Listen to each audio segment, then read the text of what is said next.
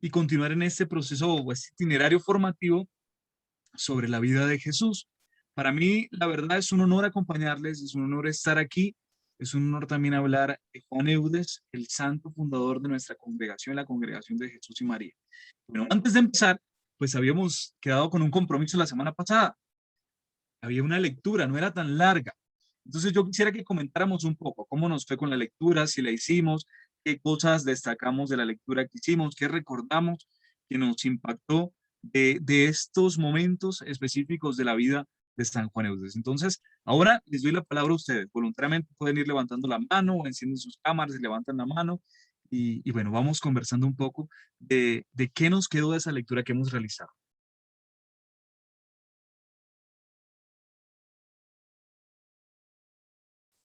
¿Y leyeron? Ah, bueno. Sí, sí, sí. Bueno, Están buscando. leemos. Voy a empezar. Vale, Erika.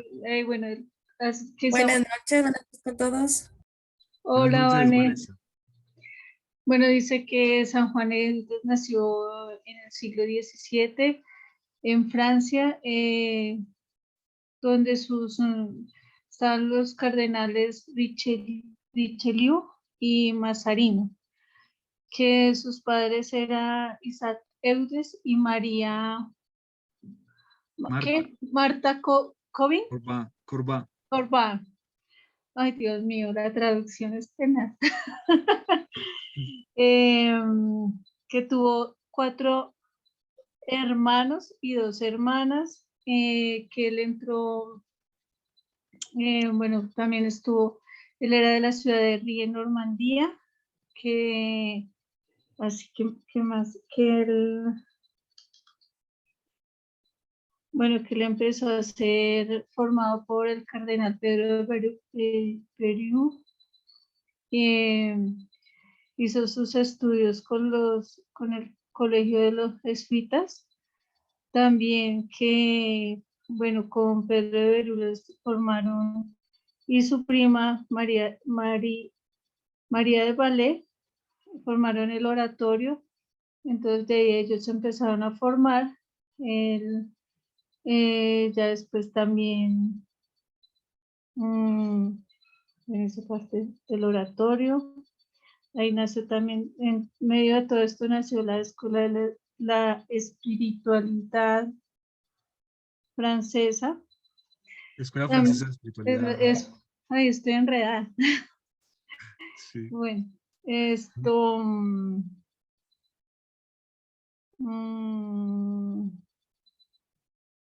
No sé si alguien más quisiera acotar o decir algo. Ya Erika ha abarcado muchos aspectos, varios aspectos, casi que la mayoría, pero hay Bueno, alguno. Madeline está alzando la manita. Ok, Madeline. ¿Cómo están? Gracias, Buenas Erika. noches. Buenas Eh, noches. bueno, a mí me marcó mucho y me gustó mucho de inicio la parte en donde, bueno, habla de su nacimiento, que fue por obra, él dice que es gracias a la intervención de la Virgen María, porque sus papás después de 3 años de matrimonio no pudieron concebir hijos, y después de hacer este voto a la Virgen María, es que ellos le pudieron concebir a Eudes, y incluso es porque él dice que él fue entregado a la Virgen María desde antes desde su concepción. Y en verdad, o sea, yo digo, en verdad Dios es tan grande, y en verdad yo lo considero que en verdad fue así, y que si es que ellos hicieron ese voto de entregarle a su primer hijo a la Virgen María, pues se dio, ¿no? Se dio solo. Y dice que después de eso, él tuvo 6 hermanos más. Entonces, o sea, eso me gustó mucho, me llamó mucho la atención, porque digo, o sea, no hay poder sobrehumano, no hay palabra, no hay nada en absoluto que no lo dicte Dios. Me encantó esa parte donde que dice, o sea, al inicio, o sea, decir o proclamar, decir, no puedo tener hijos, pero yo me encomiendo a la Virgen, y yo tengo fe de que si es que la Virgen me concede, pues, y si es que es por obra de ella, pues me seguirá bendiciendo. Entonces, eso, a partir de ahí me encantó, porque la vida a partir de su nacimiento fue una bendición, y me llamó mucho la atención el hecho de que por ese mismo hecho, él desde pequeño le fue atrayendo todo lo que tenía que ver con la iglesia, todo lo que tenía que ver con Dios, y cuando hizo su voto de castidad, creo que era poniéndole un anillo a la Virgen María.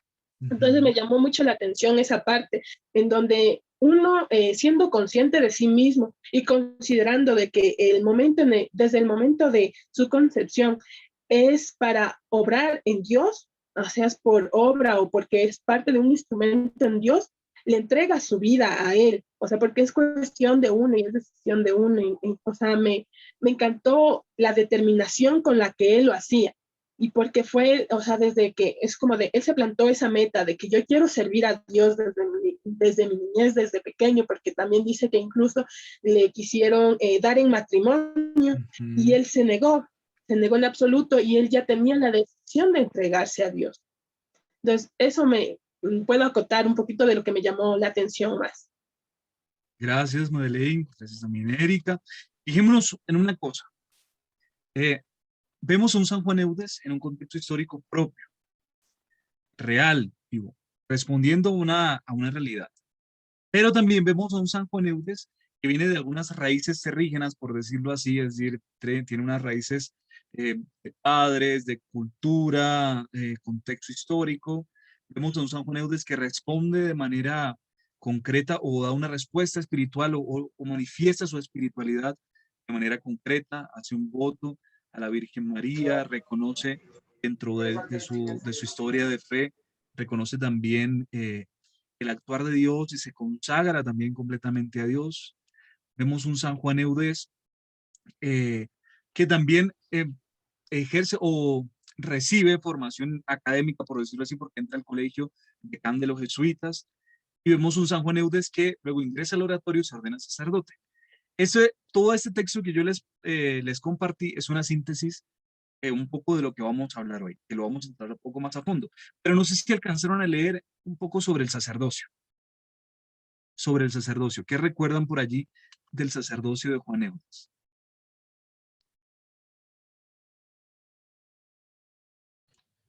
Buenas noches a todos. Jorgito, ¿cómo estás?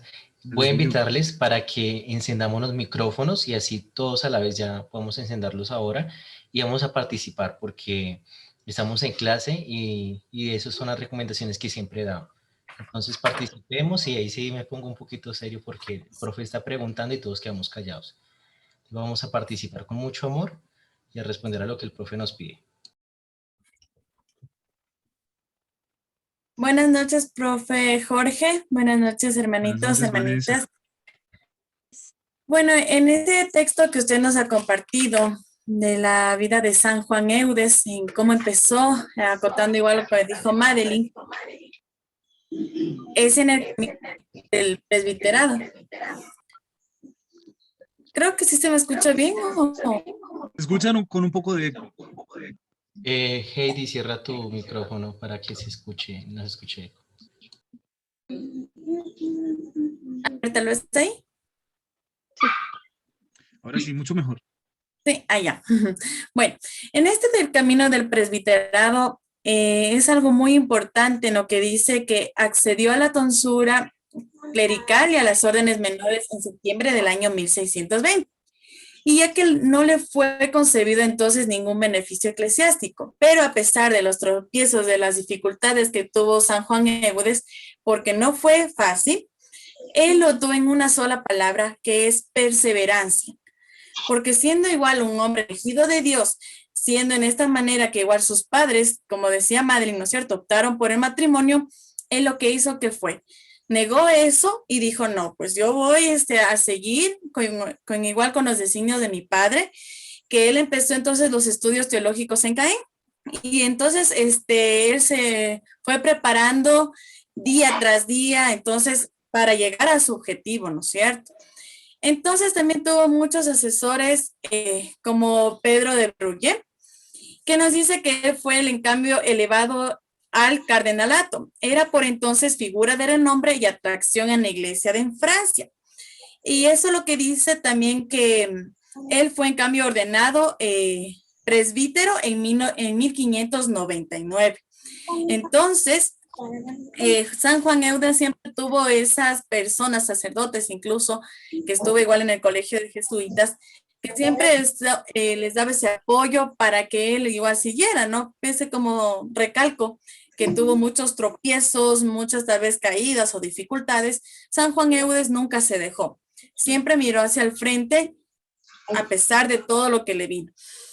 Igual hay una parte muy importante en la que dice que en 1611 fundó el Oratorio de Francia como consecuencia de su búsqueda espiritual. Su propósito era exaltar la santidad y dignidad del estado sacerdotal y ofrecer a los presbíteros un medio propicio para cumplir los compromisos de su ordenación. Entonces, en esa parte, como siempre digo, la perseverancia todo lo alcanza. Y es tan bonito San Juan Eudes que, o sea, a mí me enfocó más en seguir luchando y no dejarme vencer. A veces mismo por uno que se pone, qué sé yo, las barreras o es limitante y no se puede continuar hacia adelante porque uno mismo se pone esas dificultades. El cual entonces, San Juan Eudes, pues como igual vino de una familia que el papá tuvo también esas agallas siendo agricultor o ganadero, en pagarle la pensión, en estar con él, igual con la mamá, a pesar que yo tenía una duda también que me quedó en la cabeza, profe Jorge. No sé si es en algunos libros o algo, porque usted en el material que nos envió nos dice que tenía 6 hermanos. Pero en el Así Prensa vi que tenía 5 hermanos. Entonces, no sé si en esa parte no leí mucho en el transcurso, si es que tal vez San Juan Eudes tuvo un hermano en ese fallecido o algo, o son mismos 6, o son 5 hermanos. Y me quedé, o sea, plasmada en eso de su vida, de San Juan Eudes. Por el resto, pues me pareció sumamente importante que incluso me quedé con más ganas de leer porque en la parte al servicio de los apestados nos dice celebrábamos. Entonces yo digo como, ¿qué celebraron? Entonces sí me quedé como con más ganas de leer acerca de la vida de San Juan Eudes en el transcurso de todo lo que tuvo que pasar. Eso nomás, profe Jorge.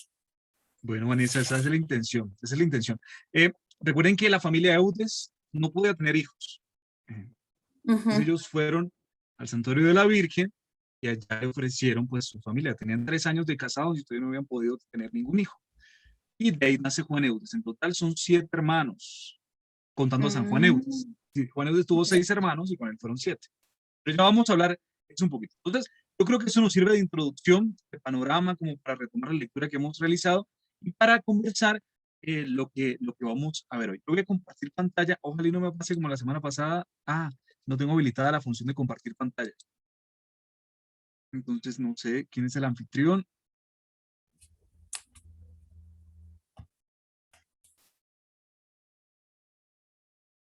Sí. Entonces, mientras vamos allí solventando, entonces, como yo les decía, tenemos esta pequeña introducción para ya ahondar. La semana pasada hablamos todo este contexto histórico que vamos a hacer mención un poco hoy en algunos acontecimientos propios de la vida de Juan Eudes. Ya por aquí estoy compartiendo. Bien. Me confirman si ven.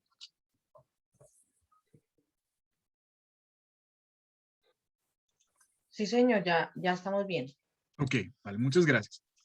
Entonces, vamos a tratar hoy, pues es un poco extenso, yo creo que vamos a ir fluyendo, bien, pero es la familia Eudes, recalcando un poco lo que decía Vanessa hace un momento, y los primeros años de su vida hasta el sacerdocio, que fue lo que estuvimos reflexionando, leyendo en el compromiso que habíamos quedado la semana pasada. Entonces, empecemos. Yo quisiera mostrarles o indicarles este cuadro que está allí, esa foto que está allí, que me parece a mí maravillosa antes de hablar de cualquier cosa, porque estos son los 3 hermanos varones de la familia Eudes. Carlos, Francisco y Juan, ¿verdad? Y esto está en RI, es una pared, ¿cómo le diríamos aquí? Como de la alcaldía, una cosa así. Y están las 3 imágenes de los 3 hermanos Eudes. Y dice, estos son los 3 hermanos adoradores de la verdad. Una la amó, otra la predicó y otro la escribió. Fíjense que la familia de Eudes no fue cualquier familia. Una familia de principios arraigados en la fe, pero al mismo tiempo fue una fe que se manifestó por medio de acciones concretas. Juan Eudes fue sacerdote. Su otro hermano fue historiador y su otro hermano fue médico. Entonces, recordemos un poco. Juan Eudes, el varoncito, nació el miércoles 14 de noviembre de 1601 y fue bautizado 2 días después en la pequeña iglesia de la aldea, que como leíamos la semana pasada en el memorial Los beneficios de Dios, él decía que, bueno, por desdicha, había sido bautizado 2 días porque él hubiese querido ser bautizado el mismo día que nació. Juan tuvo 2 hermanos varones y 4 hermanas. La hermana mayor se llamaba María, luego primero fue Juan Eudes, luego siguió María, luego fue Francisco, que se llamaría Eudes de Meseray, era reconocido historiógrafo, historiador de Francia. Luego le siguió Carlos, que se llamó Eudes de Duá, que fue cirujano. Luego siguió Magdalena, Jacqueline y otra María. De estos 6 hermanos, 2 no se casaron. Entre esos fue Francisco, el historiador, y Jacqueline, que no sabemos qué oficio tenía. Y bueno, pues Juan Eudes obviamente porque fue sacerdote. En total tuvo 2 hermanos, 4 hermanas, una cuñada, 3 cuñados y, según lo que cuentan algunas narraciones, tuvo 15 sobrinos. Es decir, la familia de Eudes era bien grande, bien grande.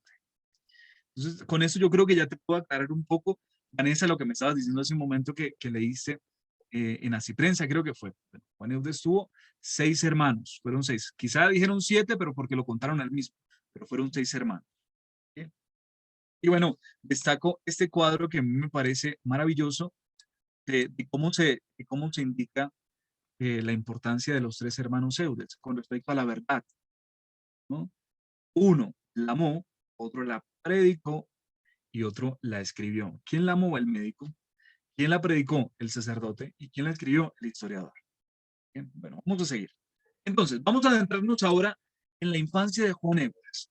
Fíjense que poco sabemos de su infancia. Poco sabemos porque pues no hay nada escrito, él no escribió de su infancia y tampoco hubo alguien que estuviese escribiendo de cuál fue su infancia. Pero sí sabemos que sus juegos se mezclaron con el ambiente de trabajo en la hacienda de la familia Eudes. Recordemos que la semana pasada hablábamos un poco del contexto en el cual se encontraba Ri. Ri era una aldea de Normandía, la región norte de Francia. Entonces Juan Eudes fue un niño de campo, trabajaba en el campo. En esa región normanda o esa aldea de Ri, ¿de qué se vivía? ¿Cuál era el principal producto económico que sostenía la aldea? La cría de los animales. Entonces, se sabe que su padre debía dar, por eso es un detalle que hablan los historiadores, porque era lo que se les decía a los habitantes de Ri, su padre debía dar al señor de Ri, que era por decir así el alcalde o el encargado de la aldea, un gallo capón, un pollo y 10 huevos. Me imagino que eso sería mensual. Y el trabajo de 1 o 2 jornales en la época de la siega de heno. Cuando hacían el corte del heno del pasto, bueno, entonces tenían que ofrecerle también como impuesto, por decirlo así, 2 jornales en la época de la siega de heno. 2 jornales eran un sueldo. Un jornal era un sueldo de lo que cobraba un empleado para el día. No sabemos cuánto era esto en moneda francesa. Y bueno, eso según los archivos del castillo de Ri. Bien. Se dice que entre cacareos de aves de corral, olores de establo, canto de alondras en primavera, en lo alto del huerto, todo eso formó parte del marco de sus primeros años. Entonces, Juan Eudes fue un niño que creció en el contexto del campo. Entonces, esto va a definir mucho cuál fue su personalidad, cómo actuó y por qué obró de la manera que obró. Allí podemos entender por qué la preferencia por los más necesitados, por los pobres, por los marginados, por los olvidados, que puede ser traducida pues de esa manera en términos actuales. Se nos cuenta que Juan Eudes fue un niño de salud frágil y precoz. Ah, por cierto, al fondo miren en esta imagen, estas imágenes las puse con un sentido, que no se me olvide explicarlo porque puedo ir pasando el texto. Esta es la capilla en donde fue bautizado San Juan Eudes, es la capilla de Ri. Actualmente, a este lado vemos el cementerio aquí del pueblo natal de San Juan Eudes. Y aquí tenemos una visión pues frontal. Esa foto fue tomada cuando se hizo un encuentro de budistas allá en Francia y bueno, aquí tenemos la parte frontal de la capilla. Entonces, dice que se nos cuenta que San Juan Eudes era de una salud muy frágil, pero que también era precozmente serio.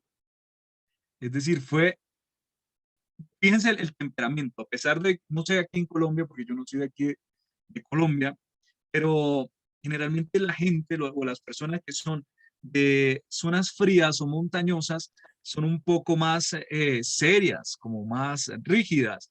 Y bueno, Juan Eudes era de la zona normanda francesa, que es una zona montañosa, una zona fría, la zona norte del país, y bueno, pues característico también su temperamento con respecto a eso. Un detalle que me parece maravilloso de esta infancia de Juan Eudes es que se reconoce que él se tomaba en serio el Evangelio. Y se cuentan dos anécdotas. Una primera anécdota, cuando un día uno de sus amiguitos, que era el jefe de alguna pandilla allí en la aldea, eh, y se conserva el nombre, Francisco Guillón, le dio un bofetón en la cara. Y Juan Eudes, que quizá había escuchado la narración del Evangelio por su papá, por su mamá, ¿qué hizo? Le puso la otra cara, pero no solamente hizo eso, sino que se arrodilló y le puso la otra mejilla. Entonces, esto llamó mucho la atención y tanto así que este señor, Francisco Guillón, también lo cuenta y está en una biografía o en un escrito que él nos dejó. Entonces, más adelante también lo contó y lo dejó escrito. Te cuento también que en otra ocasión, dice que tal vez durante una peregrinación que hicieron sus papás, Juan Eudes se desapareció. Así que como hizo el niño Jesús. Entonces, sus padres se quedaron inquietos y lo encontraron, dice así, literalmente Paul Milsá, porque eso es tomado del libro de Paul Milsá, en la entrada de la pilastra de la iglesia. Entonces, Juan Eudes, ¿qué hacía? Se iba solitario a tener momentos de oración, siendo niño, siendo niño. Y aquí yo destaco mucho la importancia de formar a nuestros hijos, a nuestros nietos, sobrinos, a los más pequeños de la casa en esta experiencia de fe, en el encuentro con Jesús. Tenemos que fue un niño de salud frágil, precozmente serio, pues propio de la región normanda donde él era, al mismo tiempo el tipo de trabajos que ejercía y que se tomaba muy en serio, por decirlo así, el Evangelio, la palabra de Dios, tanto así que lo pudo vincular con acontecimientos de su vida. En su infancia se cuenta que tuvo un muy temprano despertar, pero este temprano despertar no fue, por decirlo así, dado por sí solo o por él mismo. Él contó, en primer lugar, por la ayuda de sus padres, pero también consiguió personas que le hicieron germinar en su corazón, en su vida interior, una experiencia profunda de Dios. Entre esas encontramos a una mujer muy importante para la región normanda, Madame de Sacy. Esta era una mujer piadosa, pero tenía un puesto importante en la aldea de Rí, porque era la esposa del señor de Rí, aquel de que decíamos hace un momento que el papá de Juan Eudes vive y le pagaba impuestos o le daba parte de lo que hacía de ganancias con respecto a la cría de los pollos, al cultivo del heno y el dinero que recibía. Bueno, Madame es así, era esposa del señor de Rí, pero era una mujer piadosa. Y bueno, se dice que esta mujer dedicaba su tiempo en dos lugares, en París y en Bassons, que era otra ciudad francesa. Y en estas dos ciudades, sobre todo en París, había sido guiada por los jesuitas y pues esta mujer como que visitaba o frecuentaba los ambientes de devoción. Y un detalle, la semana pasada hacíamos mención de este padre Berul. Esa mujer lo conocía, había tenido contacto con él, direcciones espirituales, conocía su obra y al mismo tiempo con los padres jesuitas. Entonces vemos aquí dos elementos importantes para la vida de San Juan Eudes. Se cuenta que luego de enviudar, esa mujer se hizo benedictina, religiosas de esas de clausura, la orden de San Benito. Con respecto a Madame de Sacy, su primer biógrafo, el cura de Falaise, que fue contemporáneo de San Juan Eudes, nos cuenta que ella gustaba mucho, así dice literalmente en la biografía que hizo este sacerdote, gustaba mucho de platicar con un niño de 9 o 10 años, que vivía con sencillez e inocencia extraordinaria en una de sus parroquias. Entonces, fíjense que aquí ya se ve el vínculo nuevamente de Juan Eudes con esta mujer, con Madame de Sacy. Y al mismo tiempo encontramos cómo hay personas, porque pues debemos vincularlo también a nuestra vida, cómo hay personas en nuestra historia de fe que nos llevan a Jesús, que nos llevan a tener una experiencia íntima de Dios. Cuenta que Madame de Sacy era muy cercana a él y fue testigo de la asombrosa germinación espiritual de los primeros siglos, de los primeros años del siglo XVII. en el que Juan Eudes mismo encontrará poco a poco su puesto. Recuerden que Juan Eudes fue un místico, el único santo de la Escuela Francesa de Espiritualidad, y fue un místico del siglo XVII.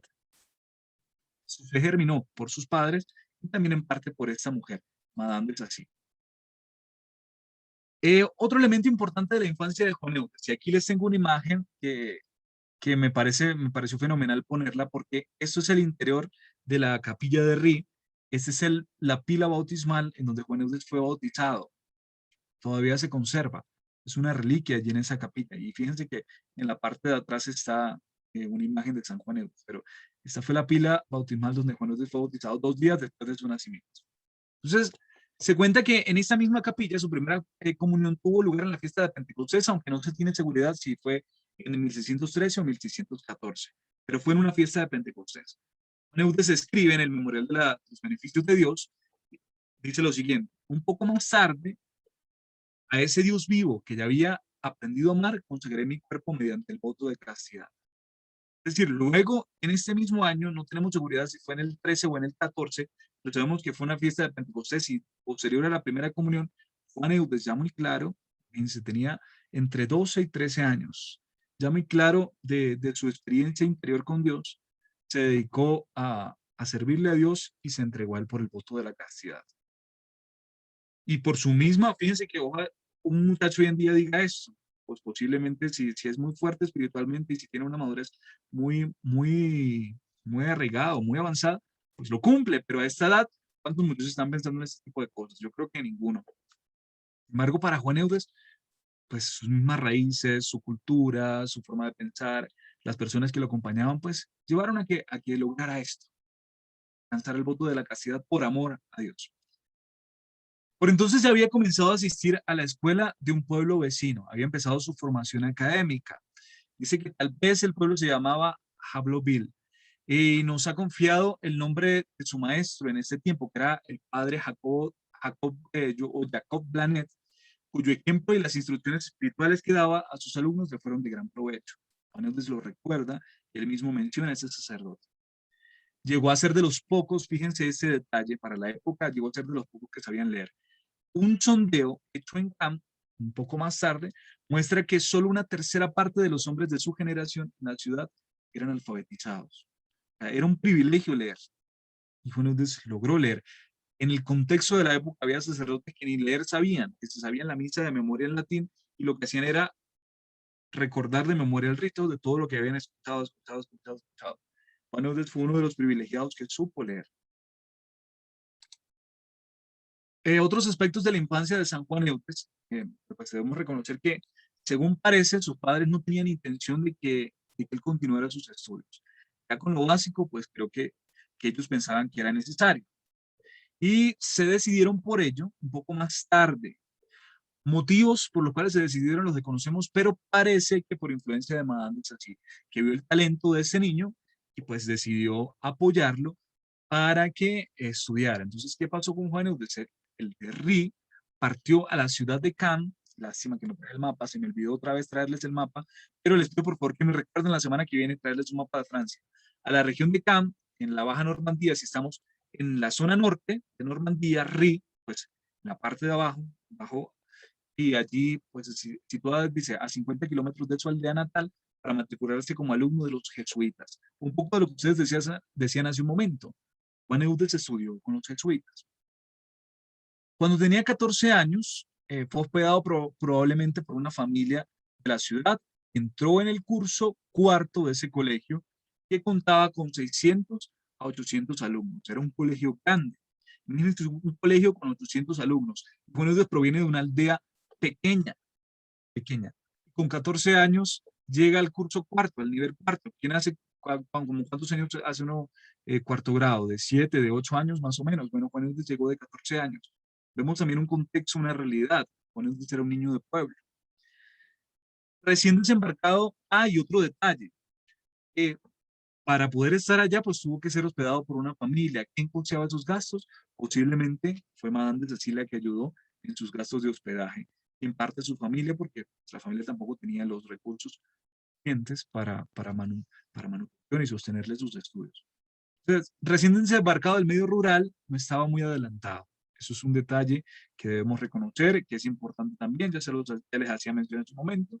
Y muchos de sus compañeros debían ser mucho más jóvenes que él. Imagínense un muchacho de 14 años con niños de 7, de 8 años, más o menos. Entonces, estamos hablando un poco de su infancia. Ahora, pasamos a la adolescencia y juventud.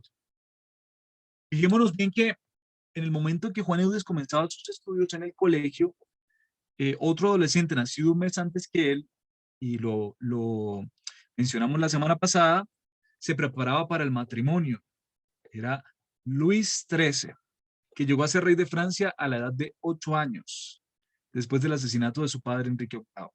Estamos en el periodo, este es el periodo en el que el reino de Francia se encontraba en manos de la reina regente María de Médicis. Recordemos quién era María de Médicis, la madre de Luis XIII, que tuvo que asumir la regencia de Francia porque su esposo murió asesinado y posteriormente pues tuvo dificultades con su hijo. Mucho de lo que hablamos la semana pasada. Entonces María de Médicis, hay un detalle importante, se negaba en este periodo, o se había rehusado, a asumir como ley de Estado las decisiones del Concilio de Trento. Establecía en principio el Concilio de Trento, que fue entre 1545 y 1563. El Concilio de Trento fue la contrarreforma a la reforma protestante. Entonces, el Concilio de Trento tomó directrices doctrinales, por decirlo así, disciplinarias, al mismo tiempo formativas para la Iglesia. En los presupuestos doctrinales, el Concilio de Trento pues, emprendió una lucha contra el protestantismo y defendió de una forma acérrima, bastante fuerte, pues, las ideas y la doctrina católica. Con respecto a la parte formativa, el Concilio de Trento insistió en la importancia de la formación de los sacerdotes. Vio la realidad de que habían sacerdotes que no vivían su ministerio por vocación, sino al contrario, lo vivían era por los beneficios que le traían, el reconocimiento, los sueldos, las tierras que se les entregaban. Ya hablábamos un poco la semana pasada de cómo el gran cardenal Richelieu se había hecho sacerdote por no perder unas tierras que habían sido entregadas a sus familias. Entonces se hizo sacerdote por eso. Entonces el Concilio de Trento hizo mucho hincapié en esto. Sin embargo, María de Médicis, que realmente fue un periodo bastante oscuro para Francia, se rehusó, perdón, a asumir las directrices de este concilio. Sin embargo, en el año 1615, un año después de la Asamblea General del Clero de Francia, aceptaba estos decretos para la Iglesia francesa. Era una grieta apenas perceptible en el poder político y el poder religioso tan estrechamente entrelazados. Entonces, vemos también el contexto un poco difícil para la Iglesia. En este periodo de la adolescencia de Juan Eudes y la juventud, encontramos otro personaje notable, el cardenal, el próximo cardenal en este momento padre, Pedro de Beril, o Brul, que en 1615 tiene 40 años, porque ya es un hombre maduro, ya ha ejercido bastante su ministerio, al mismo tiempo ha iniciado un movimiento espiritual de gran importancia, que es el oratorio, que más adelante vamos a hablar un poco de esto.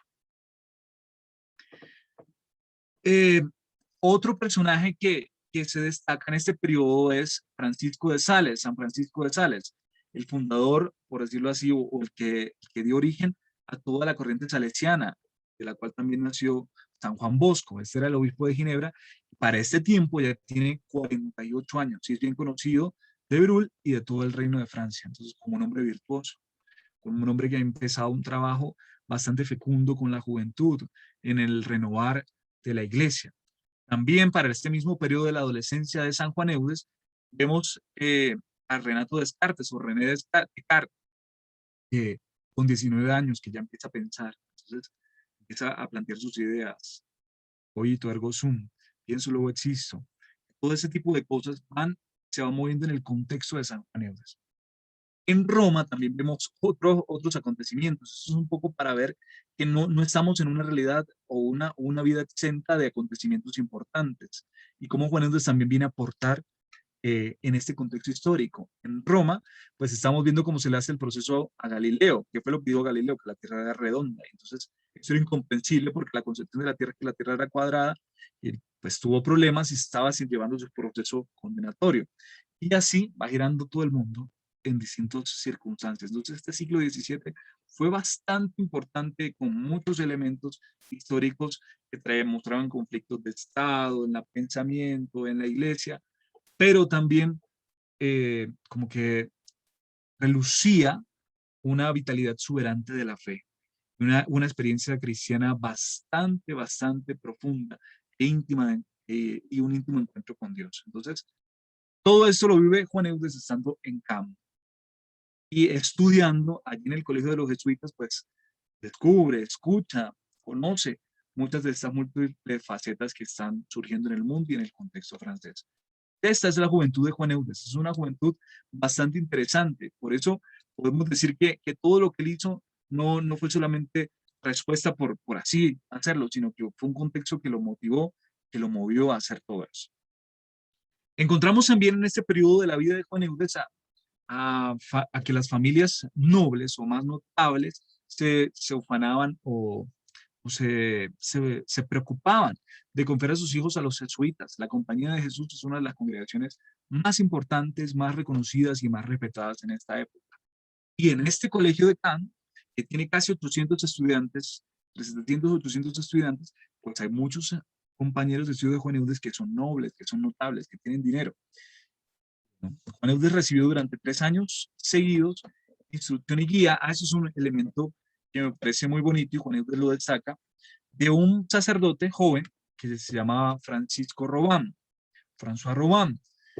Él lo recordará en el Memorial de los Beneficios de Dios diciendo con emoción que era un joven virtuoso y piadoso que le hablaba o que le hablaba a sus estudiantes, que nos hablaba a menudo de Dios, es decir, no solamente vinculaba a la parte intelectual, sino que la vida de fe la introducía en medio de sus enseñanzas. Entonces, aquí seguimos viendo a Andes así, Jacob de Blanet, Francisco Robán, son 3 personajes aparte de sus padres y del contexto familiar que influyen de manera importante en Juan Eudes. La pregunta con todo esto es, o deberíamos hacernosla en esta noche antes de dormir, ¿qué personas en nuestra vida han influenciado para que tengamos una experiencia íntima con Jesús?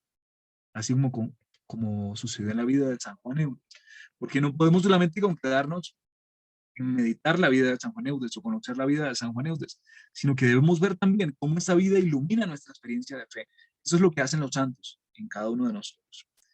Vemos que toda la vida de Juan Eudes, o toda su vida, ¿sí? Pues profesó una admiración por sus maestros jesuitas, tanto así que cuando él fundó la Congregación de Jesús y María, él dijo que una de las cosas que tenía que tener en cuenta la congregación era estar al día de todo lo que sucedía en el acontecer social, pero al mismo tiempo, por el contexto histórico social, pero al mismo tiempo ver qué cosas o qué innovaciones o qué perspectivas innovadoras presentaba la Compañía de Jesús o qué disertaban los jesuitas. Eso fue una responsabilidad que nos dejó a nosotros. Y él no cesó nunca de referirse a la compañía y agradecer a la Compañía de Jesús, a los jesuitas, por toda la formación que recibió. Fueron las bases de su experiencia de fe, de su experiencia académica e intelectual. Y luego pasamos en específico a la juventud de Juan Eudes. Entonces, hacia 1618, Juan Eudes tiene 17 años, en el colegio entra a formar parte de la congregación de Nuestra Señora. Vemos nuevamente un vestigio o muestra de su experiencia íntima de encuentro con la Santísima Virgen María. Él recuerda esto con mucho cariño y también lo menciona en el Memorial de los Beneficios de Dios. Posteriormente, en octubre de 1618, Juan Eudes se despide del padre Robán, Francisco Robán, que había sido su formador en el colegio de Caen, y comienza un año de retórica, fíjese, estudios de retórica, en el que competía, eso lo dice Paul Mittal, lo destaca con bastante suspicacia, por decirlo así, lo hace Paul Mittal, porque él competía con sus compañeros. Es decir, Juan Eudes, a pesar de que era un niño de aldea, y era un niño que había empezado sus estudios bastante pues tarde en comparación de sus compañeros, fue un niño también destacado. Entonces él competía con sus compañeros por el primer puesto. No es que se había quedado por allá atrás, no, buscó también superarse. Posteriormente a esto, hizo 2 años de filosofía avalados por el certificado del prefecto de estudios de este colegio de Caen.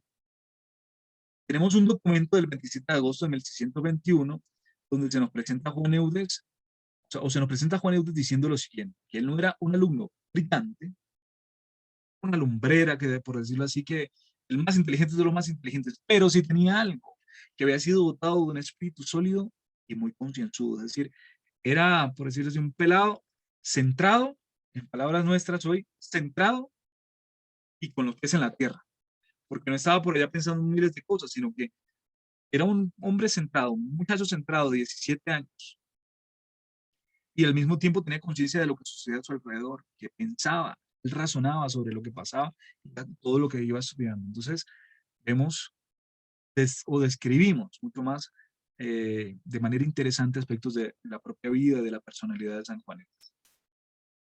En su formación con los jesuitas, el 19 de septiembre de 1620, a la edad de 19 años, en Sens recibe la tonsura y las 4 órdenes menores de manos de su obispo, Jacob Camus de Pontcarré.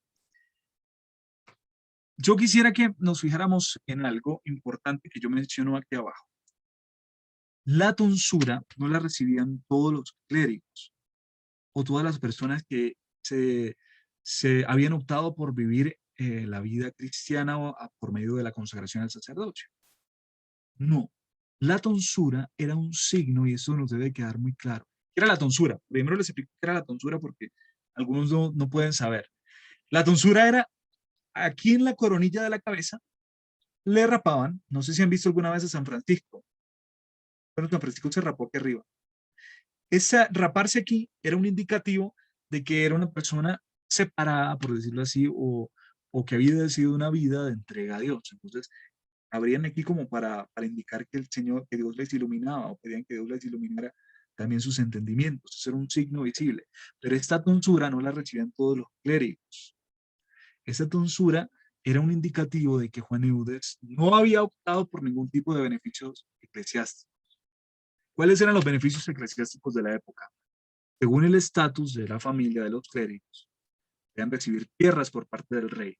El clero era beneficiado por el reino. Entonces, se les daba tierras, se les daba, por decirlo así, una asignación de dinero, y bien un sueldo. Y esta decisión de Juan Eudes de recibir la tonsura era que él no aceptaba ningún tipo de esos beneficios. Entonces, allí nos va vislumbrando. La historia de San Juan Eudes es un elemento que me parece hermosísimo. Autenticidad de su vocación, en primer lugar, y al mismo tiempo la respuesta a su llamada vocacional en miras de la atención de los necesitados. Porque fácilmente lo hubiese sido como un clérigo secular de la época y se quedaba en el terreno de su parroquia atendiendo a sus fieles y responsable de la economía y las finanzas de la tierra que le había sido asignada, porque las parroquias, los templos parroquiales, tenían lotes de tierra que debían ser trabajados, de los cuales debían brindarles impuestos al rey, al mismo tiempo pues el sacerdote se había beneficiado. Por eso el sacerdocio de la época pues no era como el sacerdocio actual. Y el Concilio de Trento estaba llamando desde el año 1545 a que eso cambiara, a que se crearan institutos de formación sacerdotal donde se vincularan a los sacerdotes o donde se formaran los sacerdotes en vida espiritual, Sagrada Escritura, donde se les diera una formación espiritual sólida y no se quedaran solamente como ciertos ejecutivos, por decirlo así, que no es la expresión de la época, pero podemos traerlo a la actualidad, que no se quedaran así, sino que fuesen verdaderos pastores. Eso fue lo que exigió el Concilio de Trento. Y esta María de Médicis, la mamá de Luis XIII, pues se había rehusado a asumir esta directriz con respecto a la iglesia. Entonces, quedó claro eso, quedó claro el significado de la tonsura, quedó claro la opción de Juan Eudes desde el principio y por qué ya vamos vislumbrando con este niño de 19 años, este muchacho de 19 años, va tomando decisiones firmes y no solamente ahorita, sino desde pequeño cuando hizo su consagración, su voto de castidad a la Virgen. Vemos cómo fue un hombre sólido, como nos dicen aquí en este escrito que tenemos del 26 de agosto de 1621, dotado de espíritu sólido y al mismo tiempo concienzudo de lo que iba a hacer.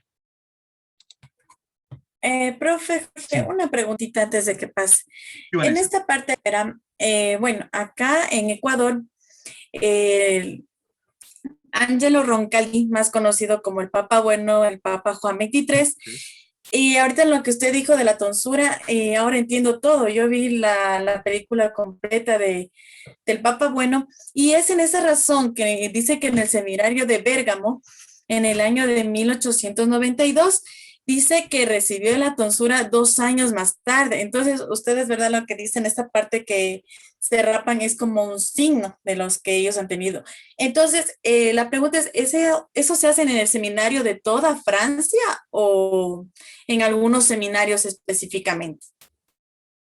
No, eso es que no recuerdo bien, pero Angelo Roncalli es posterior. Hay un contexto Ujú, posterior. sí, sí, Juan Eudes sí. es del siglo XVII. Yo no recuerdo bien el año ahorita de Juan XXIII, pero en el siglo XVII, Del ochenta y él, siete. No sé. bueno, Bueno, muy posterior, yo creo, ya es del siglo, creo que del siglo XIX casi. algo así. Ujú. Sí, sí. Pero del siglo XVII, no todos recibían la tonsura. Eso era una opción. Ya. Posteriormente, por las exigencias del Concilio de Trento, y todo eclesiástico recibe la tonsura como su opción por Dios. Ese fue el significado que tomó la Mm, tonsura. Su opción plena por ya. Dios. Pero para la época de Juan Eudes era una renuncia pública. Él salía por todos Mm, lados con su huequito aquí en el pelo. ujú. Sí, bien. Ah, Bueno, no sé ya. Listo. Ya. Gracias, profe si Jorge. tienen inquietudes, Entendido. no, yo pues puedo ir rápido y hablando aquí, hablando, pero qué interesante que vayamos haciéndola juntos también la clase. Si levantan la mano, presionen allí que me llegue el indicativo aquí, y así yo paro y continuamos, ¿ok? Entonces vamos a seguir. Hemos ya hablado de varios elementos resaltantes de este periodo de juventud de Juan Eudes y continuamos ahora, o volvemos más bien, estábamos en el 20, volvemos al 19. Juan Eudes con 18 años dice que en septiembre de 1619 se supo que en Cannes que había llegado, estallado la peste en París. Ustedes recuerdan la semana pasada cuando hablábamos que el papá de Juan Eudes, Isaac Eudes, quería ser sacerdote. ¿Quién recuerda por qué no pudo ser sacerdote? Porque hubo una peste y le tocó devolverse para su aldea a trabajar por su familia nuevamente.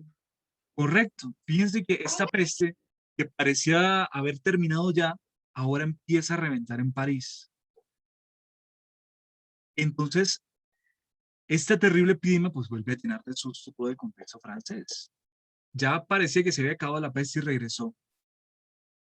Debido, debido a esto, Juan Eudes se encontraba en Cannes, y Cannes había sido preservada de esta enfermedad que hizo todo el pueblo de Cannes, junto con los sacerdotes, los ministros de la región, pues se encargaron de organizar oraciones y eucaristías para dar gracias a Dios porque Cannes había sido preservada de la peste. Era una enfermedad, por decir, como decir ahorita, la pandemia del COVID-19. Era una enfermedad que la gente se moría y no sabía cómo curarla, ni cómo atenderla, ni qué hacer. Se llevó mucha gente, muchas personas, no solo en Francia, eso fue en toda Europa. Se extendió durante toda Europa, era una fiebre que no se podía controlar. No sabemos todavía qué era esa peste, pero era una fiebre que no se podía controlar. Los enfermos eran sumamente contagiosos, el que se acercaba, el que estaba enfermo, pues se contagiaba también. Y se llevó a muchas personas. Entonces, ¿qué hicieron en campo? Pues daban gracias a Dios con oraciones y eucaristías por haber sido preservado pues, de esta enfermedad. Juan Eudes, fíjense ese detalle importante, que aún no era clérigo, tenía la tonsura, pero aún no era clérigo. Ah, no, la tonsura fue el año siguiente. Que aún no era clérigo, como alumno de los jesuitas, pudo participar de esa plegaria pública, expresión de una gran emoción colectiva. Lo vemos inmerso en su contexto, un contexto histórico. Todas estas cosas pues lo van moviendo a uno. ¿Cuántas experiencias de fe que uno ha tenido no lo mueven a uno a dar pasos, a dar pasos, a dar pasos? Y eso es lo que debemos pensar, no solamente fijarnos en la vida de él, no, sino que al mirar su vida podamos también pues ver qué ha sucedido en nosotros, sentirnos identificados con Jesús.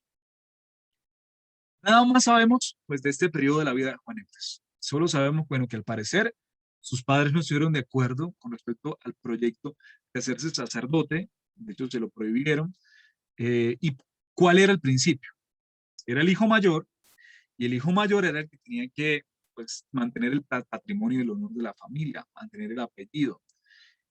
Entonces, por esto sus papás, en tal caso, se opusieron a su sacerdocio. Cuentan, y en esto pues yo me avalo mucho en el testimonio de Paul Minchá, que ha tomado de muchos historiadores, que dice que un partido ventajoso, le propusieron un partido ventajoso, era una mujer bellísima, la que le presentaron sus papás. Dice que reunía la belleza, el buen juicio y un rico patrimonio. Es decir, era un buen partido para la familia Eudes, y más su hijo mayor, aquel que iba a sostener a los papás en la vejez. Entonces, ellos le consiguieron una buena mujer con la cual se podía casar. Pero él respondía a todas estas presiones, sobre todo de sus padres, que ya estaba comprometido con otra, fíjense esto, con otra incomparablemente más bella, más noble y más rica. Sus papás le ofrecían una muchacha para que se casara con ella porque era un partido ventajoso, porque reunía, porque era bonita, porque tenía buen juicio, era una muchacha también que vivía de acuerdo pues a la realidad y tenía un rico patrimonio. Y cuando le dice, no, es que yo ya me comprometí con una que es más bella, más noble, más rica. Pues con esto nos recuerda la consagración que hizo la Virgen María. Todos estos son detalles que parecieran así como cualquier cosita, pero nos dicen mucho de la vida de San Juan Eudes. Ahora, vamos a hablar un poco del oratorio. No me deja ver mucho la barra, voy a tratar de subirla un poquito más. Ok, ponerla aquí. Entonces dice, mientras Juan Eudes estudiaba teología en CAM, porque ya pues, se decidió a continuar con su sacerdote, vamos a hablar un poco también de un acontecimiento previamente previo al sacerdote, pero mientras Juan Eudes ya estudiaba teología en CAM, se empezó a rumorear en la ciudad, que se iba a establecer allí una nueva comunidad, la comunidad del oratorio de Jesús. ¿Cuál era esa comunidad? La misma comunidad que había conocido Madame de Sassy en París con el cardenal de Bril.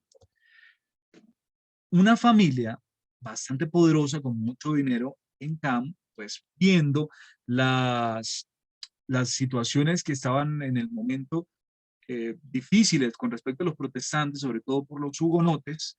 ¿Recuerdan quiénes eran los hugonotes? Los hugonotes, los mencionamos la semana pasada, eran los calvinistas franceses, que habían tomado ese nombre, bueno, por una historia, ya eso lo habíamos hablado. Pero esta familia Repichon, ellos habían ofrecido una hermosa mansión que estaba completamente acondicionada.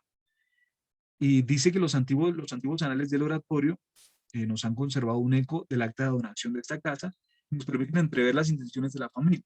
¿Cuál era el motivo principal de la donación de esta casa? Se dice en los anales de la fundación del oratorio allí en CAM, que por motivo de la presencia de hugonotes en la región de CAM, esta familia, bien acaudalada, bien poderosa, decidía entregarle esta casa al oratorio para que los padres del oratorio mantuviesen la sana doctrina, mantuviesen la fe del pueblo, no permitieran las confusiones en la experiencia espiritual. Fíjense este detalle que me parece muy bonito o interesante. Se nos dice que los hugonotes representaban más o menos la tercera parte de los habitantes de Caen en ese comienzo del siglo. Recuerden que posteriormente, con el cardenal Richelieu, se quitó esta paz que había creado Enrique IV, porque Enrique IV pues tenía su tendencia protestante también, y ya eso se quitó. Todos los protestantes tuvieron que salir de Francia. Entonces se nos dice que representaba más o menos la tercera parte de los habitantes de Caen.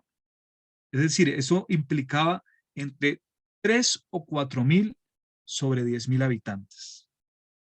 Luego esta porción pues se fue reduciendo poco a poco. Entonces, ¿cuál era el fin de esta familia para que se fundara allí el oratorio? Un fin en cierta manera espiritual, hasta político también, porque los protestantes luchaban contra el reino, eran contrarios también a las familias acaudaladas, pero en sí, ¿qué era lo que buscaba? Un bien espiritual para toda la población de Caen. Dice, miren, juzgan que lo mejor que pueden hacer es enfrentarle los sacerdotes del oratorio. Esta familia Repichón. Por eso incentivaron que se creara allí o que se abriera una casa, el oratorio del cardenal Pierre de Beril. Ok, ahora vamos a hablar un poco sobre el oratorio. ¿Cómo nació el oratorio? ¿Cómo se fundó el oratorio? ¿Qué significaba el oratorio? Se llamaba el oratorio de Jesús. No es un oratorio como los que vemos ahorita, que vamos allá al Santísimo a rezar. No, era una comunidad que tenía este nombre. El oratorio había sido fundado por Pedro de Beril, bueno, Pedro de Beril fue del 75, de 1575 a 1629, pero fue fundado en 1611, como les dije hace un momento, en Francia como consecuencia de su búsqueda espiritual. El cardenal de Beril era un hombre, por decirlo así, piadoso. Era un hombre de fe, era un pastor, que había dedicado su vida al servicio de la iglesia. Y fundó esta comunidad en el año 1611. En la bula de institución del Oratorio de Jesús de París, el Papa Paulo V en 1613 dice lo siguiente: el fin primordial, o primero y principal, es dedicarse por entero a la perfección del estado sacerdotal, a la perfección del estado sacerdotal. Eso es lo que busca el oratorio. Es una respuesta a lo que en 1545, mucho antes, ya el Concilio de Trento había anunciado. Entonces dice, abrazar todas las obras que convienen esencialmente como propias a dicho estado. Ellos iban a incentivar una vida profunda de fe. Consagrarse además a la instrucción de los sacerdotes y de otros que aspiran a las órdenes sagradas en lo que atañe, no a la ciencia, sino al uso que deben hacer de ella, a las ceremonias y costumbres propiamente eclesiásticas. Entonces, aquí hay dos detalles importantes. En primer lugar, el oratorio de Jesús está dedicado a moldear el estado de vida sacerdotal para que llegue a su perfección. Ya deje de lado todo tipo de intereses económicos, políticos y sociales. Y en segundo lugar, a dedicarse a la instrucción de los sacerdotes, no para que la ciencia sea quien les domine, sino para que ellos sepan hacer buen uso de la ciencia y así ser hombres espirituales. Este es el sentido del oratorio. Y Juan Eudes ingresa a esta comunidad. Posteriormente le vamos a ver mucho el sentido de por qué Juan Eudes funda la Congregación de Jesús y María. Es que desde sus orígenes estaba el fin de la formación sacerdotal, la formación de buenos obreros del Evangelio. Entonces, en el verano de 1622, algunos sacerdotes del Oratorio de Jesús comenzaron en Cannes una vida a la vez de oración y de apostolado, dos aspectos fundamentales del estilo de vida de los oratorianos: orantes, apostólicos, oración y evangelización. No eran religiosos, sino simples sacerdotes. Esto es un detalle importante, porque para la época los jesuitas eran religiosos. ¿Qué indica la vida religiosa? La vida religiosa es que toman votos públicos o votos solemnes. Voto de pobreza, castidad, obediencia, que son profesiones solemnes. O votos públicos, en los cuales pues, se lleva una exigencia bastante fuerte en ese sentido. O los dominicos, o las órdenes antiguas, los benedictinos, que para la época ya existían. Entonces, los oratorianos no eran religiosos, eran sacerdotes seculares, como por decirlo así, sacerdotes diocesanos que no tenían votos religiosos, pero que vivían en comunidad. Muy semejante a lo que hoy es la Congregación de Jesús y María, o lo que es la Congregación de Jesús y María, que en su debido momento, en clases posteriores, vamos a hablar de él. El estudiante Juan Eudes estaba buscando su camino, y la nueva fundación debió atraer su atención, pues eran sacerdotes dedicados a la vida de oración, que se formaban bien, que buscaban la formación y la atención de los sacerdotes. Todo eso le trajo la atención a San Juan Eudes. Por otra parte, es posible que la señora de Sassy, Madame de Sassy, a quien mencionamos hace un momento, le hubiera ya hablado del oratorio, pues estaba en relación personal con el cardenal de Bril. Cuando hablamos de Madame de Sassy, algunas diapositivas atrás decíamos que ella se relacionaba con dos comunidades importantes. Una de ellas eran los jesuitas y otra de ellas eran los oratorianos, especialmente con el cardenal Pierre de Bril. Bueno, ya aquí estamos contextualizando, ya estamos casi finalizando, creo que me extendí un poco. Pido disculpas. Bien, entonces ahora, bueno, se encaminó hacia el sacerdocio. Y aquí yo les presento estas imágenes porque me pareció muy chévere compartírselas. Eso es una revista, una caricatura de San Juan Eudes, que yo tengo, pues yo la tengo en mi casa, yo soy venezolano, pero la dejé en Venezuela, y pues conseguí una copia de este pasaje, por cierto, donde está con el caballito, y hay una anécdota con este caballito. Dice que el joven Juan Eudes realizó contactos que resultaron favorables para iniciar su camino de formación sacerdotal. Entonces se decidió dirigirse a París. De Cannes se va a París, a la capital. Pero se cuenta, como ya, bueno, ya lo hablamos hace un momento, que sus papás se oponían. No era que se iba a quedar allí en Cannes. Es que él conoció a los oratorianos en Cannes, realizó contactos con los oratorianos allí en Cannes, Madame, así como que le metió la pullita allí de conocer los oratorianos, y él decide irse a París. Dice, los antiguos analistas o historiadores que refieren a que primero partió contra la voluntad de su padre, pero que por supuesto, el caballo con el cual se iba se resistió a caminar. Por eso le puse aquí la historia del caballito. ¿Qué sucede? Que Juan Eudes este acontecimiento lo vio como un designio de Dios. Y dijo, no, ¿cómo me voy a ir yo sin la bendición de mis papás y a escondidas? Supuestamente a ir a formarme en la verdad que es Jesús. Yo me voy a ir a escondidas y sin la autorización de mis padres. Y uno de los biógrafos anota pues, que esta anécdota la traduce de esta manera. Dice, su corazón se hallaba atormentado por esta ruptura y bastó que el caballo tropezara, se detuviera súbitamente para que dando una brusca media vuelta regresara a su casa.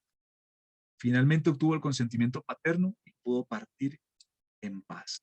Por eso les pongo aquí el acontecimiento del caballito, porque pues ahí no se alcanza a leer mucho, pero se va narrando como en la historieta la manera como Juan Eudes salió de su casa a escondidas, mírenlo aquí, saliendo como a escondidas, sigiloso, se monta en el caballo, sale en el caballo, piensa, ahí dice, me digo, voy a París, me dirijo a París, dice, va caminando y van 3 leguas, 2 o 3 leguas de haber salido en el camino, y el caballo parece que choca con una piedra, yo no sé qué pasa con ese caballo, se frena, él se dio cuenta que no era de la manera como se estaba yendo. Y así, con el consentimiento de sus padres, el 19 de marzo, y a mí me llama mucho la atención esta fecha porque es la fiesta de ¿quién? De San José, un santo al que le tengo mucha devoción. A la edad de 22 años, fue recibido en el oratorio de París. Algunos detalles de lo que nos cuentan de su ingreso al oratorio es que la casa se hallaba en plena obra. Los oratorianos que la habitaban desde hacía 9 años estaban construyendo la iglesia al lado de la casa, seminario en el cual iba a entrar Juan Eudes. El padre Pierre de Viril fue quien recibió oficialmente a Juan Eudes y era precisamente, fíjense este detalle que nos nombra Paul Misá, el sorprendente maestro espiritual que le había prometido sin duda Madame Sassy. No solamente Juan Eudes se quedó con lo que le habían contado, sino que pudo descubrir quién era este hombre virtuoso, este hombre por decirlo así santo, aunque no fue santo, era el Pierre de Viril. En esos caminos hacia el sacerdocio hay un detalle importante. ¿Cuánto duraba la formación sacerdotal? Un solo añito para ser sacerdote. Hoy en día nos formamos 10 años, 9. Los que menos se forman serán 7 años, pero estudiamos filosofía y teología. Pero en este periodo de formación sacerdotal, nada más con tener un año dentro de una comunidad, ya lo ordenaban sacerdote. Sin embargo, los estudios continuaban, pero ya se hacían sacerdotes. En los caminos al sacerdocio, por invitación del cardenal de Viril, pronunció el 25 de marzo, fiesta de la Encarnación, un voto que llamamos el voto de servidumbre a Jesús. Este voto lo realizaban todos los oratorianos. ¿Y qué significaba este voto de servidumbre a Jesús? Que quien lo hacía se entregaba a Jesús y a su madre con todo el deseo de que Jesús se apodere de su vida, tome el propio poder y la voluntad de la persona. Él se hacía siervo de Jesús. Un detalle muy bonito para cada uno de nosotros, de esa opción de Jesús, de Juan Eudes por Jesús. Hizo siervo de Jesús, servidor de Jesús. En la teología en el oratorio consistía principalmente, o qué consistía la teología para la época, no es como hoy que estudiamos teología sistemática, moral, fundamental, moral, sexual, derecho canónico, homología, todo este tipo de cosas que estudiamos muchas veces en la formación sacerdotal. No, ¿en qué consistía la formación de la teología? Bueno, primero matricularse en la escuela de la Sagrada Escritura. Estudiaba Biblia. Y por eso en los escritos de Juan Eudes, ojalá tengamos la oportunidad de coger un libro de Juan Eudes. Vamos a ver que todos los escritos están sumamente cargados de citas bíblicas, textos bíblicos, en los cuales Juan Eudes utiliza la palabra de Dios engranándola para dar ejemplos, para decir, para fundamentar. Y otra cosa que se estudiaba a profundidad eran los padres de la iglesia. Se tenía gran veneración por los padres de la iglesia. ¿Quiénes eran los padres de la iglesia? Orígenes, Tertuliano, San Agustín, Atanasio, todos estos escritores sagrados o sí, no fueron testigos oculares. Les cuento, ¿quiénes son los padres de la iglesia? Está Jesús con sus discípulos. Empiezan a morir los discípulos. Son como la tercera generación más o menos, tercera, cuarta generación de testigos o de cristianos. Y estos padres de la iglesia, ¿qué se dedicaron? A hacer escritos que dieran fundamento a la fe cristiana. Entonces, por eso se encarga de estudiar los padres de la iglesia porque fueron los más cercanos, los testigos más cercanos de las predicaciones de los apóstoles. No fueron testigos oculares directamente de Jesús, pero fueron los más cercanos, o los más, sí, los más cercanos al acontecimiento Cristo, quienes dan escritos y dejan testimonios de lo que hizo Jesús o de la vida de Jesús y de enseñanzas para poder vivir cristianamente. Entonces, entre esos padres de la iglesia, Juan Eudes tiene preferencia por San Agustín, uno de sus padres, de los padres de la iglesia que más menciona en sus escritos. Bien, yo creo que ya casi voy terminando, así que téngame paciencia porque resumir la vida de Juan Eudes es bastante complicado. En 4 semanas es bastante difícil, porque son muchos detalles, son muchísimas cosas. Entonces yo aquí les estoy dando, de hecho, les estoy dando detalles muy por encima. Desde las ordenaciones interrumpieron, pues Juan Eudes empezó a recibir los ministerios. Primero empezó con la tonsura, luego recibe el serostiario. Cada uno de estos ministerios que va recibiendo, pues interrumpieron sus años de estudio. Dice, desde las 4 temporas de diciembre de 1624, el 21 de diciembre, dice, se dirigió a su diócesis de Este para recibir el subdiaconado, primera ordenación. Estos niveles del ministerio sacerdotal ya no existen. Ahora solamente está diaconado, presbiterado y luego el ser obispo. Son los 3 niveles del ministerio sacerdotal. Pero anteriormente existían más. Entonces, desde el 21 de diciembre de 1624 a la edad de 23 años, recibe el subdiaconado. Luego, para la cuaresma de 1625 a los 24 años, el 22 de febrero, recibe el diaconado. Y finalmente, el 20 de diciembre de 1625, a la edad de 24 años, se ordena presbítero, se ordena sacerdote. Fíjense que fueron consecutivas, 24, 25 y 25. Estas ordenaciones fueron las que interrumpieron sus estudios de Sagrada Escritura y padres de la Iglesia, sus estudios de teología. Posteriormente, Juan Eudes afirma en el Memorial de los Beneficios de Dios, dice, celebré mi primera misa el día de la Navidad de 1525, 5 días después de su ordenación, en la capilla de San Honorato, una capilla y un altar dedicados a honrar a la Santísima Madre de Dios. Esto, él no lo dice por decirlo. Fíjense que él nombra a la Santísima Virgen María, porque es que desde el principio él se consagró a la Virgen. Tuvo la posibilidad de celebrar su Eucaristía en una capilla dedicada a la Virgen. Todo para Juan Eudes era un beneficio de Dios en su vida, y todo lo supo leer como el actuar de Dios en su historia. Y esto, pues yo quise colocárselos como para nuestra formación o nuestra contextualización de la época. Porque, ¿cómo se dio la creación de seminarios en Francia? Porque esto nos va a ayudar mucho para comprender por qué Juan Eudes funda la Congregación de Jesús y María y cuál es la misión de la congregación. Fíjense que el Concilio de Trento, en 1545, como ya se los había dicho varias veces, había establecido la creación de lugares de formación para los sacerdotes. Posteriormente, el 25 de diciembre de 1625, ¿qué sucedió en ese diciembre? Juan Eudes, ¿qué le sucedió a la vida a Juan Eudes? En ese diciembre, para ver si me van llevando el hilo.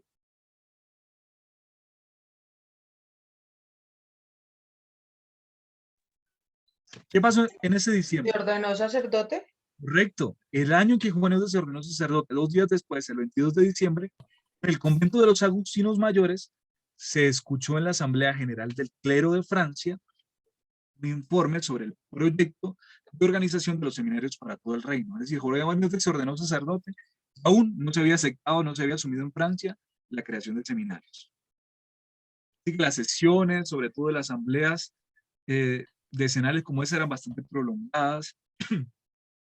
La asamblea de 1625 duró hasta el 22 de febrero de 1626.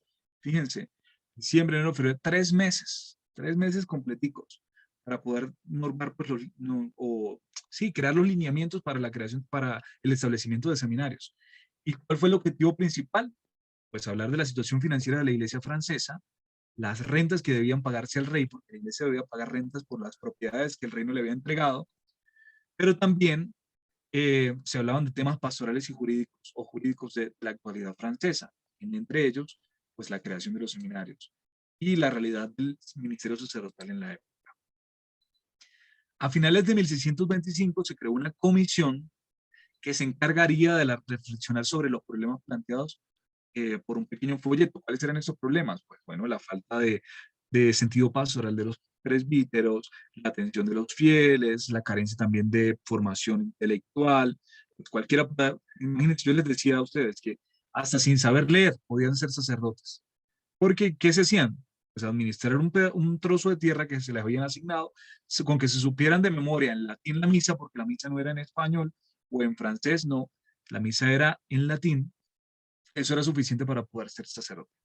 Richelieu, el gran cardenal Richelieu, que influenció tanto en Luis XIII y que también ayudó a María de Médicis, que había entrado en el consejo, como lo hablábamos la semana pasada, en el consejo del rey en el año anterior, concibió un plan de reforma del reino y la creación y financiamiento de un seminario para cada diócesis. Entonces se estableció en esta asamblea del clero que cada diócesis francesa debía tener un seminario, un lugar de formación sacerdotal. Es necesario mencionar que en el oratorio, más que en otra parte, se tenían ojos críticos sobre el género de vida y de servicio de los presbíteros y de los obispos. Yo quisiera que nos quedáramos con esto, importante. En el oratorio se tenían ojos críticos sobre el género de vida y de servicio de los presbíteros y de los obispos. Es decir, ¿cuál era el sentido de ser un presbítero o un obispo? El servicio y la atención del pueblo. Los fieles, la entrega como pastores. Y el oratorio era un lugar que acogía y formaba a los futuros sacerdotes. Bien, con esto finalizamos nuestro encuentro de hoy. Me extendí un poquito, ¿qué hora es? 20. Ay, 9:20. Sí, me extendí bastante, no un poquito. Entonces, les quiero dejar un compromiso. Un compromiso.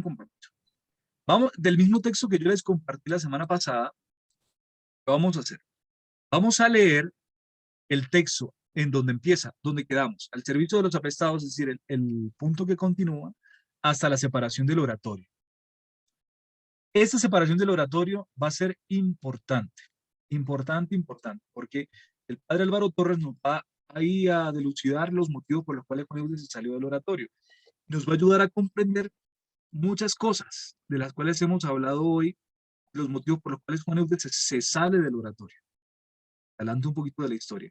Juan Eudes no se quedó en el oratorio, luego se fue, se salió. Ahora, ¿por qué se salió? Bueno, eso nos toca a nosotros responderlo para la próxima semana.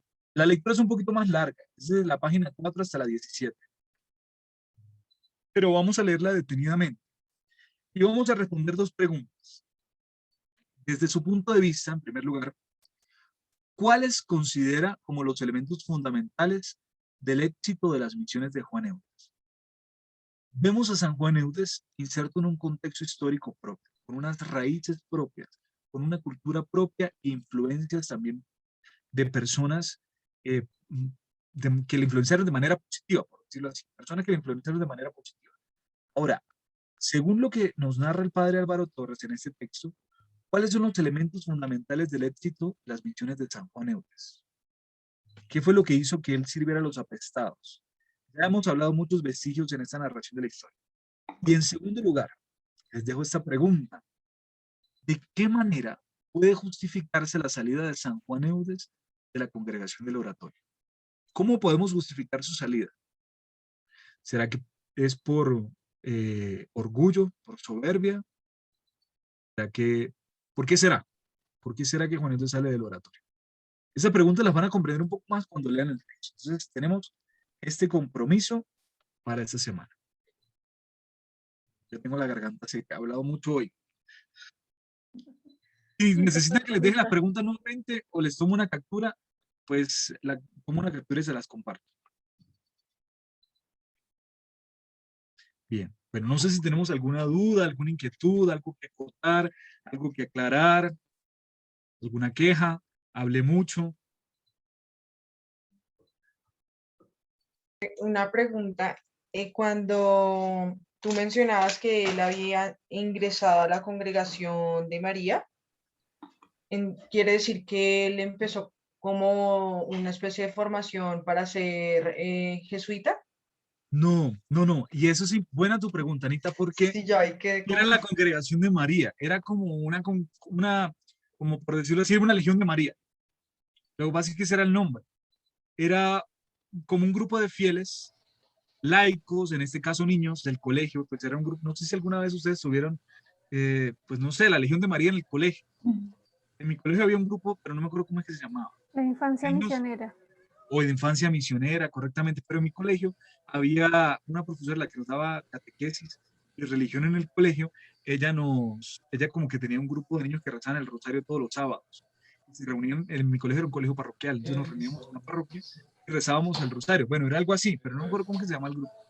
Pero era como un grupo de niños y jóvenes que pues, presentaban pues actos de piedad, oraciones a Jesús por medio de la Santísima Virgen María.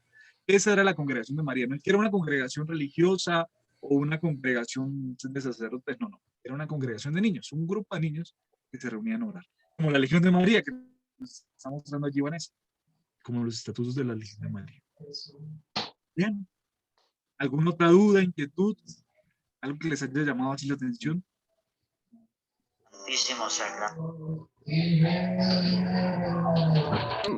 Bueno, yo, profe Jorge Guerrero, en esta parte de lo que usted nos dijo, que bueno, yo leí también en Memorial, decía que después de que celebró su primera misa en la Navidad de 1625 a la medianoche, pasa de que también un poquito, bueno, no sé si en esa parte faltó de que nos explique usted, de que San Juan Eudes en 1625 a 1626 le envió Dios una enfermedad corporal que le impidió trabajar al exterior, lo que le concedió 2 años para vivir en recogimiento y entregarse a la oración, a la lectura de obras piadosas y a otras ocupaciones espirituales. Eso era referente a la antepenúltima diapositiva, creo que nos proyectó, o estoy equivocada en esa parte. Es que hoy llegué hasta la ordenación sacerdotal. Fíjense que de ahí no toqué más. Hablé hasta la ordenación sacerdotal cuando Juan Eudes se ordenó y cuando celebró su primera misa. Pero no hablé nada porque es lo que vamos a trabajar la semana que viene. Ah, ya. Ya. Porque al servicio de los apestados, Babel nos va pues, a poner en ese contexto. Pues les adelanto, Vanessa estaba bien adelantada porque va leyendo ayer el memorial de los beneficios de Dios. Sí, y te felicito, porque te animo a que sigas así. Pero fíjense que Juan Eudes, luego de que es ordenado, cae en una enfermedad, cae enfermo. Qué cosa contradictoria. Fíjense usted con las ganas de recién ordenado, de ir a predicar, de ir a confesar, de ir a hacer muchas cosas, y cae enfermo en cama. Pero entonces ya van a ver, por eso yo cuando les hacía la pregunta, ¿cuál fue el éxito de las misiones de Juan Eudes? Leamos bien, ¿qué sucedió? ¿Qué contextos movieron a Juan Eudes para que sus misiones tuviesen tanto éxito? Vamos a leer el texto que tenemos para esta semana, pero al mismo tiempo, cuando lo vayamos leyendo, hagamos memoria de lo que hemos ido hablando de la historia de Juan Eudes. Hagamos una relectura de la vida de Juan Eudes según lo que hemos hablado hasta hoy. Bueno, yo no quiero extenderlo más porque ya son las 9:30 de la noche y yo me extendí, Alejo, te pido disculpas porque hablé mucho. No, no hay problema, Jorgito. Yo creo que no hay problema, o sea, por mí no sé por los demás hermanos. Creo que no, porque estamos apasionados. Bendito Dios. Entonces, bueno, quisiera invitarlos, yo hice la oración al inicio. Yo quisiera invitarlos a que ustedes hagan espontáneamente una acción de gracias. Puede ser, vamos a hacer una acción de gracias. Miren que estamos haciendo el memorial de los beneficios de Dios. Estamos viendo la vida de Juan Eudes a la luz de ese texto. Vamos a dar gracias a Dios. Les invito a dar gracias en este momento por algo que hayan vivido durante el día o durante la semana pasada, alguna circunstancia en específico. Vamos a abrir nuestros micrófonos espontáneamente, voluntariamente, y le decimos al Señor gracias por esta situación. Yo quiero darle gracias infinitas a Dios en esta noche, por estar aquí con ustedes, porque el Señor me ha dado la oportunidad para renovar mi vocación eudista, a través también de estas clases de enseñanza de la vida de San Juan Eudes, y al mismo tiempo me ha llamado y me ha animado a amarle más y más, por medio del testimonio de este hombre que dio su vida al servicio de los más necesitados. Bueno, yo quería compartir esta cita bíblica, porque de cierta manera siento que esto que estamos compartiendo es precisamente, nos habla de esto. Es Romanos 5, de los versículos 1 al 5, y dice lo siguiente: Por la fe en Cristo hemos llegado a obtener esta situación de gracia en la que vivimos y de la que nos sentimos orgullosos, esperando a participar de la gloria de Dios. Y no solo esto, sino que hasta de los sufrimientos nos sentimos orgullosos, sabiendo que los sufrimientos producen paciencia. La paciencia produce virtud sólida y la virtud sólida esperanza. Una esperanza que no defrauda, porque al darnos el Espíritu Santo, Dios ha derramado su amor en nuestros corazones. Palabra de Dios, te alabamos, Señor. ¿Por qué más le damos gracias a Dios en esta noche? Por el día, por algún acontecimiento particular. Padre Celestial. Ahí sigue, Mate. Sigue, Mate. Yo quiero agradecerle a Dios porque en medio de todo, en medio de cada cosa, de tanto sufrimiento, de alguna manera ha puesto cada una de nuestras vidas en las manos de las personas que nos guían hacia Él, que nos permiten sentirle de alguna manera, nos permiten sentirnos más cerca de su presencia y más vacíos de nosotros mismos. Nos hace renunciar a cada parte que creemos y sabemos que no está bien de nosotros y nos permite recibirle con atento amor y nos permite mantenerle y darle gracia de lo que somos verdaderamente por Él, porque nos hace comprender mediante la vida de Juan Eudes que no estamos locos al pensar que Él actúa por nosotros, al pensar que cada cosa que nos sucede es porque Él lo decide así. Le agradezco a Dios por permitirme ver su acción en cada parte de mi vida. Amén. Vanessa. En esta noche, Papito Dios, te queremos dar las gracias por la vida, por la salud de cada uno de nuestros hermanos que estamos reunidos en esta noche. Te quiero pedir en especial por nuestro país vecino, por nuestro país también de Colombia, por las dificultades que están atravesando, para que tú, Señor, que eres todopoderoso, les devuelvas esa paz que tanto necesitan. Tú que todo lo puedes, que para ti nada es imposible, como lo dice en tu canción. Gracias, Padre Santo, porque estamos todavía con salud, con vida, con trabajo, que es lo más importante, porque eso no puede comprarlo ni teniendo todo el dinero del mundo. Te queremos pedir en esta noche por cada uno de nuestros familiares, amigos, por todos los sacerdotes de todos los países, y que por medio de San Juan Eudes, él también nos ayude a ser también ejemplo como él, que ayudó siempre al prójimo, que él cumplió los mandamientos de Dios, que amó a Dios sobre todas las cosas y a su prójimo como a él mismo. Gracias en esta noche también te doy, Papito Dios, por nuestro maestro, por nuestro profesor Jorge, para que tú, Papito Dios, lo sigas iluminando, para que siga teniendo ese carisma, ese hermoso don de enseñar a cada uno de nosotros, y que cada martes en cada formación sea para llenarnos siempre y ponerlo en práctica. Amén. Amén. Y haciendo honor también a esta comunidad, hijos e hijas de María Rosa Mística, y sintiéndonos motivados por ese amor tan arraigado, tan profundo, consagrémonos en esta noche una vez más a la Santísima Virgen María.